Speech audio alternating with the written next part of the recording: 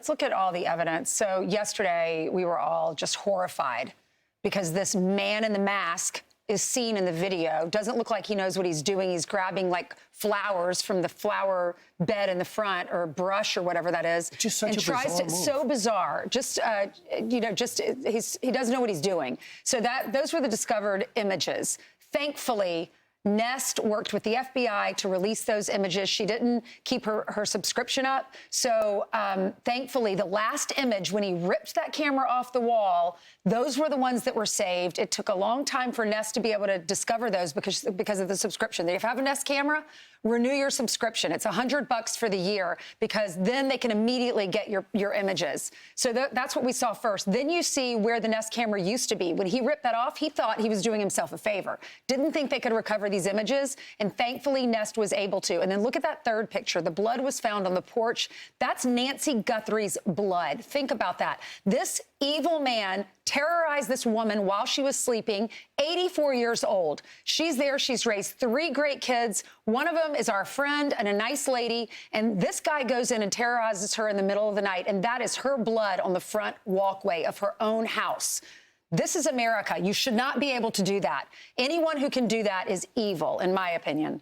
And then you got the pacemaker, lost connection with the phone. This was very crucial for the agents working this case because it helps with the timeline. And then there's the other theory of many theories that many of the people working on this case, the alleged ransom letter that was sent out to news outlets. And we found out that there was movement when it came to that Bitcoin, about $300. Now, Harvey was on with Sean last night. He didn't want to get into the detail about how much money was moved in the account that he was tracking. Here's Harvey on with Hannity.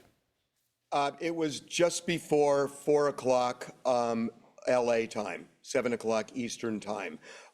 There was activity for the first time, Sean, in that Bitcoin account, the link of which is in that first ransom letter that we obtained. We've been checking it every few minutes, and for the first time it surfaced. So you wonder if they're 2 separate tracks, or they're the same tracks, are they all working together?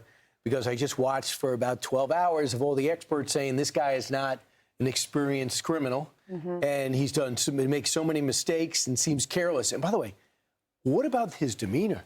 Relatively, I mean, he's about to break into a house. You would think he'd be somewhat frantic. He quietly looks around, grabs some flowers, and does the ridiculous thing of trying to cover up the camera and then eventually ripping it off the wall. And then you have somebody sophisticated enough to set up a Bitcoin wallet and make it in a way that's going to be very tough to trace. And might not even be this person. Right. And it ended up with, I thought the number was $300 was in. We don't know if that number remains accurate. It might have been police trying to test it to see if that individual who set up the account would bite and take the money out. You know that when they grab your credit card, a lot of times they hit you with $1 when your credit card gets stolen or your numbers get stolen, and the next thing is a boom, the big hit right after. I do think it's a critical question, though. Let's bring in our experts, retired supervisor, Special Agent James Gagliano, live outside of Nancy Guthrie's home, Fox News contributor, criminal defense attorney Josh Ritter, live outside of the Pima County Sheriff's Office. Let's go to you first, James, and discuss where Brian was talking about, but there may be 2 tracks to this investigation. My question to you is, how do you handle that? When you have a suspect image, and it's not, I guess, congruent with the profile you thought was the Bitcoin scammer that may be holding her hostage. Do you have 2 teams working both angles of that, James? Well, you know, LJ, to your point, you know, modern police sciences, how we work these cases, involve a blending of technology and also wearing out shoe leather, you know, getting out there, knocking on doors, or making that investigative detention last night down close to the border. So let me give you this quick little layout here. I know earlier today we kind of talked about the suspect, the video images of him, what we could take from that. Now, once that person left, after damaging the Nest doorbell and getting inside the house, we ostensibly believe, because the FBI's released there was DNA inside the house. They did not say blood. What would they do? Where did they go? Well, right over my shoulder, this southwestern landscape out here, you know, you've got, you know, Saguaro cactuses out here. You've got the creosote bushes, agave plants. There are places that somebody under the cover of darkness, and we've talked about the opaque blackness out here of the sky, could have moved in between different piles of vegetation and not be seen. In this neighborhood, and we discussed this last hour, I believe, it's not laid out like Manhattan. It's not laid out in horizontal and vertical grids with avenues and streets. It is literally a scattershot curves of spokes that come off of a wheel. Yesterday, we did a lot of walking around here, trying to envision how this person could have gotten in, how they could have gotten out. Could they have come in on foot? Absolutely. But also, if they had an electric vehicle or if they had a nice muffler system, they could have driven into the neighborhood without lights on and escaped the Ring doorbells or the Nest doorbells from the neighbors. Most of the houses here are about 20 yards off of the roadway. And lastly, the camera systems. There are traffic cameras that are out on some of the major intersections surrounding the Catalina Hills here. But there were none at several of the entrances into this neighborhood that my producer and I walked around and saw yesterday. So could that person have left the front porch here, gotten into a vehicle with Nancy Guthrie, and been able to get out of this neighborhood without being able to be picked up by any other video technology?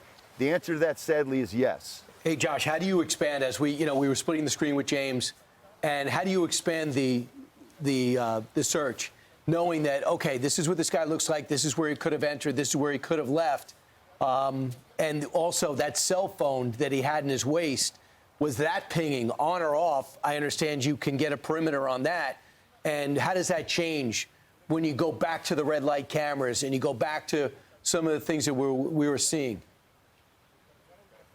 Yeah, what you're talking about is a geofencing, the idea that they can take that digital information from those cell phones and give themselves a geographic area that they're limited to that they want to search. Cell towers in the area are picking up all of the cell phones active in that area, but they also now can limit it to a time period that they're concerned with. So they've got geography, they've got a time period, they're able to limit down this search, perhaps see what phones are active. Listen, many people living in that area, I'm sure, still have their phones on at night, like many of us do, but are any of them active? Are any of them moving? Middle of the night in that area? Likely not. So they continue to whittle this down. I do think that this case is, as much as we have this new information with the surveillance, I think that's huge. They're going to get a lot of tips on that. But I think this case is going to be solved through analysis. And what I mean by that is I believe that law enforcement right now has the evidence that they need to break this case in their possession. It's just a matter of finding it.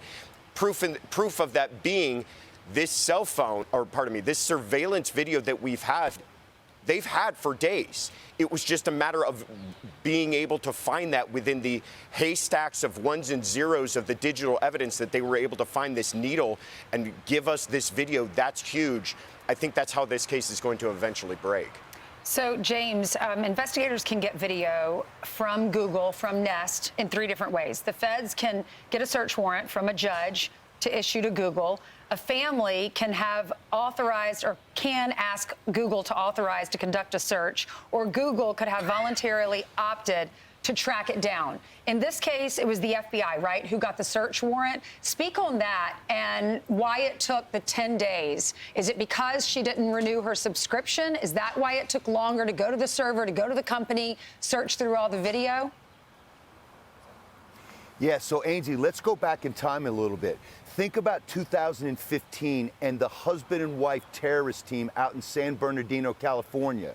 The FBI at the time was stonewalled because we were trying to get into the Apple phone of the terrorists who had been shot and killed when law enforcement interdicted them. It brought to light a whole story about proprietary interests in these companies that have these encrypted devices. They don't want to give that technology up. Well, the FBI ended up being successful by getting some young kid who was a hacker to work with our scientists and figure out how to do that. Since that, and this has happened in Congress, where they've had hearings there to discuss this. You know, where are your Fourth Amendment protections? You know, and where does security and where do you blur the line between I want to keep the country safe, but I also want civil liberty protections? Well, in this instance, How did they data mine this? The Operational Technology Division, those are the 10-pound brain scientists and special agents that are working out of Quantico.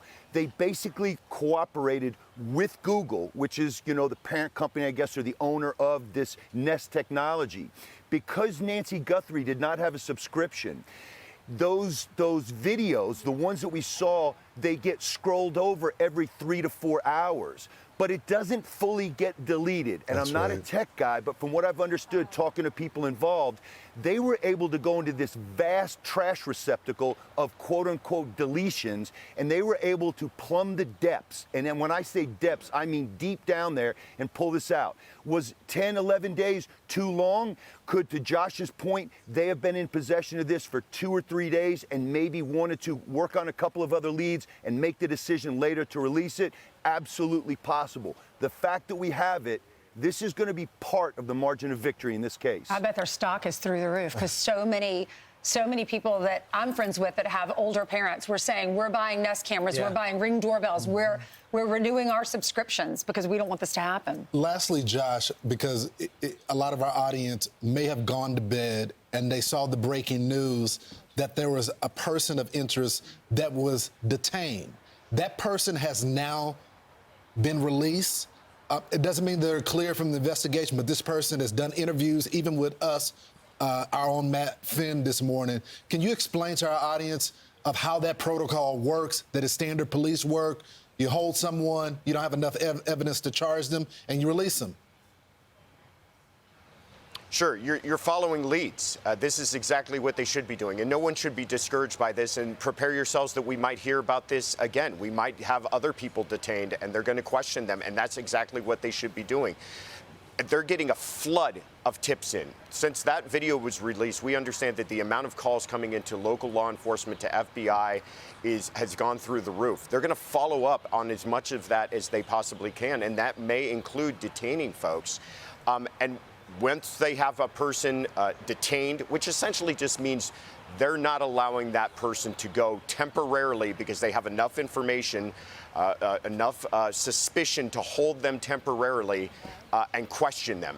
And perhaps that's vetting the information that they've received, whatever tip that is. Perhaps that's clearing that person, through their own cell phone evidence, their own geolocation.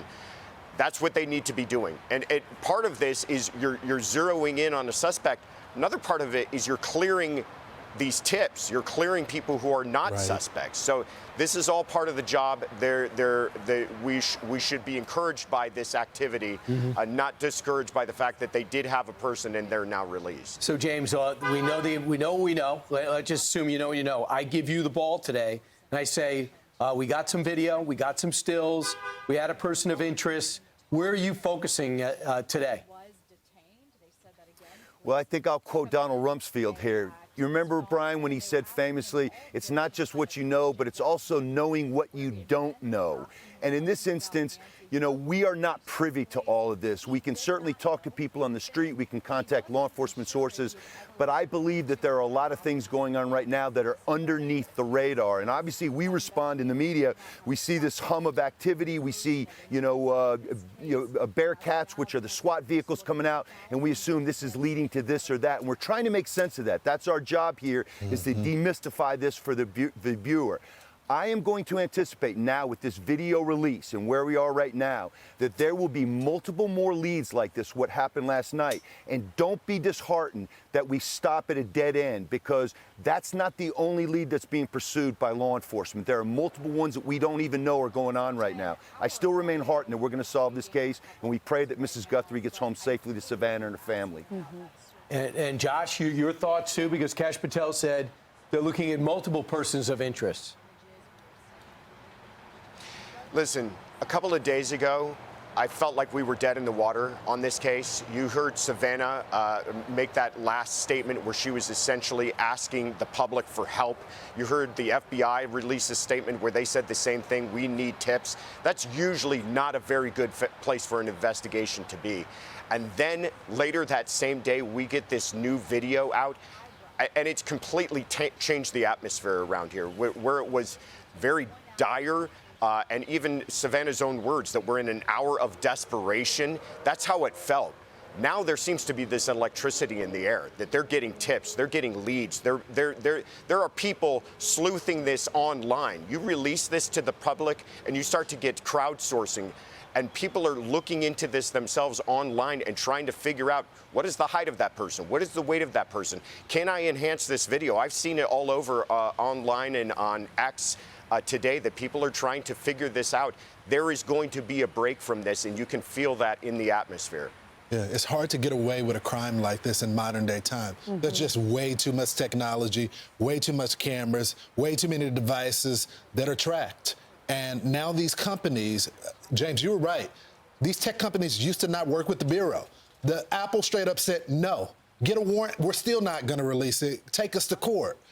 It looks like Google decided to comply here, and that's a huge break. Yes. James and Josh. Hats off to the companies that work with law enforcement. Thank you, Google, for doing this. All right. Hey everyone, I'm Emily Campagno. Catch me and my co-hosts Harris Faulkner and Kaylee McEnany on Outnumbered every weekday at 12 p.m. Eastern, or set your DVR. Also, don't forget to subscribe to the Fox News YouTube page for daily highlights.